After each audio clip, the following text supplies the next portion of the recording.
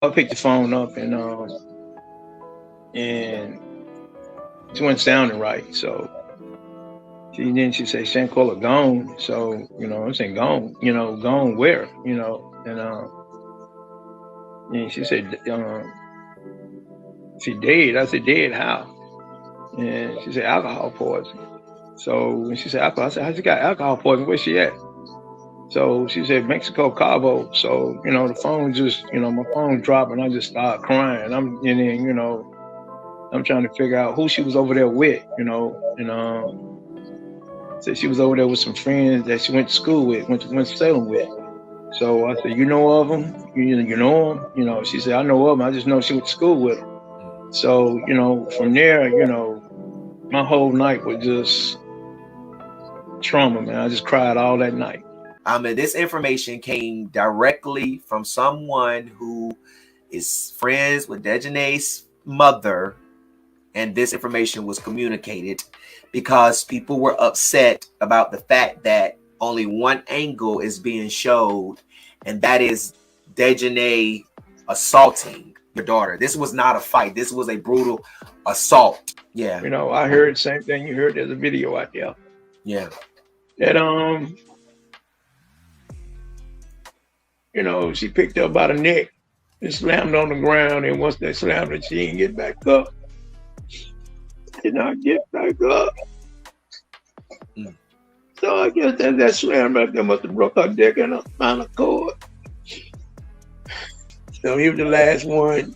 He was the last one. He was the last one about her breathing or something, So when I got there, she was in the game room. They told me she was not feeling good, so I instantly go to her, put on her side, get a bag, and all that. So I'm sitting right next to her the whole time. I was cross my heart and hope that he playing soft music and rubbing her head. Really? You saw the bruises. You saw the bruises.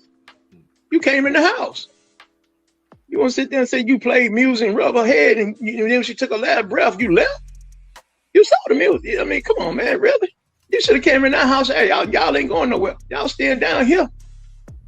Y'all stand down here. Y'all not going back. Y'all not back going to the United States. I didn't came in here and saw these bruises. Y'all didn't hurt this girl. No. Y'all ever thought that she got a mother and a father? You got people back here in the States that love her and care about her. Should have did more than what you did. You trust and believe me, every last one of y'all. Y'all would have stayed there at that hospital down there with my daughter. I would have made sure y'all got back here. You wouldn't have been staying in no Mexico. That would have meant a whole lot to me, knowing that you stayed down there with my daughter till I got there or we got there. Which I know it wasn't but God that led me to her. So me and my brother got on that phone and started Googling all the funeral homes that was over in Mexico, Cabo. So we came up with funeral home Riviera funeral home over there. And first we called, a guy answered the phone. He didn't speak English. So we called back again, and another young lady answered the phone, and her name was Elizabeth. And from that point on, she said, I asked her, you have ShanquellaRobinson over there? She said, yes, sir. Like, Miss Robinson, I'm sorry for your loss. I said, Mr. Robinson, I'm going to stick with you until I get your daughter back to the States. That lady was like an angel. After I wired the money, they got the body. So did the paperwork, and it'll take a while for that paperwork to get done because they had to transfer everything over into English.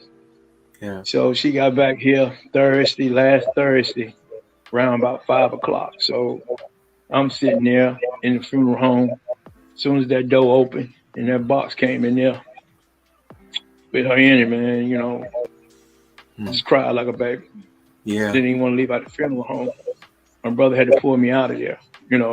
I'm sitting here, looking at her, seeing, a knot on her head, her eye swole, she got a cut lip. And, that's no alcohol wasn't going to do all that, So I said, something not adding up right here. And so y'all going to come back here to the States, bring her luggage back, sit right there in her mom's, in her sister's face, ate, told y'all story, how it happened, alcohol poisoning and all that. And then, 2 or 3 days later, when that report came back, the lady told me, no, Mr. Brown, your daughter didn't die of no alcohol poisoning. She died. It was trauma to her neck and her spinal cord. It was broke. So that's when I just had it. I said, no. I said, baby girl, your daddy is not gonna let you die in vain. I will get justice for you. And it's a shame, you know, for y'all men to be sitting in the room, the video I saw. Yeah. For y'all men to be sitting in that room and y'all let this go on, ain't do nothing. And Khalid, you supposed to be her best friend for 5 years. And y'all supposed to be friends. Yeah. Friends just don't do that.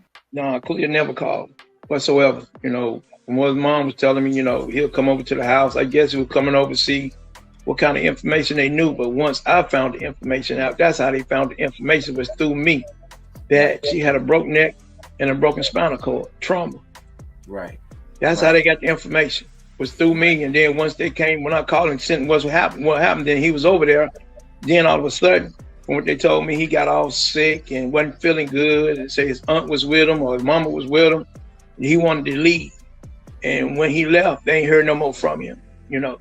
So, and then when I saw the video, for y'all to beat her, knowing she's not a fighter, for y'all to, I don't know if y'all woke up out of her sleep, to beat her naked like that. Well, while she was naked, for you men to, you know, to sit in that room and watch her, that girl hit on her like that while she was naked. Do y'all have sisters? Do y'all have a mother? What if someone show y'all the video like that? A man, someone beating on your mother or beating on your sister naked, how would you feel? And she's not even defending herself because she's not a fighter. You're already bigger than her. She ain't number, you know, petite, no way no more than about 120, 125 pounds. That's not her style. Her style is not a fighter. She wasn't raised like that. No, I don't know nothing. I'm just waiting on them. Yes, I'm in the blind just like everybody else in the blind. I just know God is moving. You know, He's moving at His own time. And I walk by faith, not by sight.